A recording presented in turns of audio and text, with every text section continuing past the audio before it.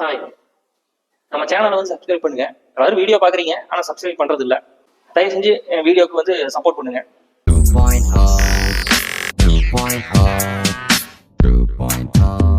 இப்போ மாதவன் மீரா ஜாஸ்மின் நடிச்ச ரன் படத்தை பத்தி பார்க்கலாம்.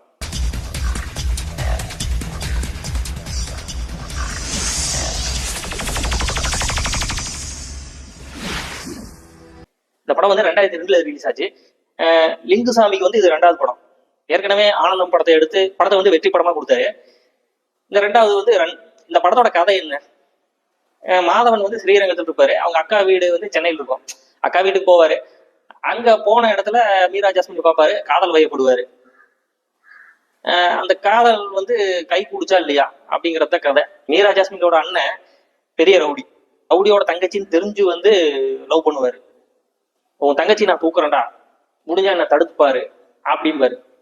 கடைசியில அவங்க காதல் கை கூடிச்சா இல்லையா, வில்லன் என்னானாரு, இதுதான் கதை.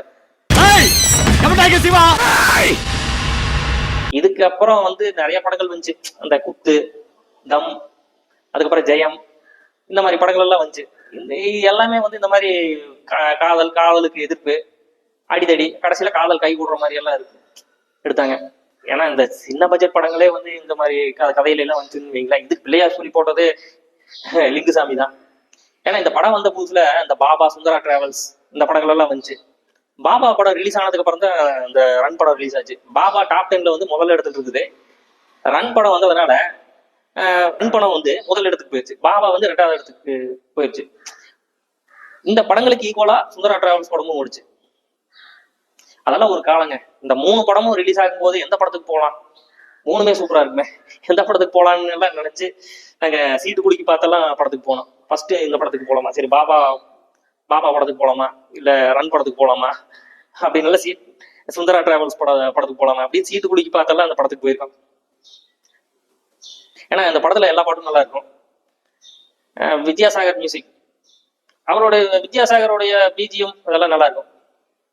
அந்த ஃபர்ஸ்ட் சாங் வரும், அந்த ஃபர்ஸ்ட் சாங் வந்து தேரடி வீதியில் தேவதை வந்த அந்த பாடல் வந்து சூப்பரா இருக்கும். இப்ப வரைக்கும் அந்த பாட்டு ஹிட்.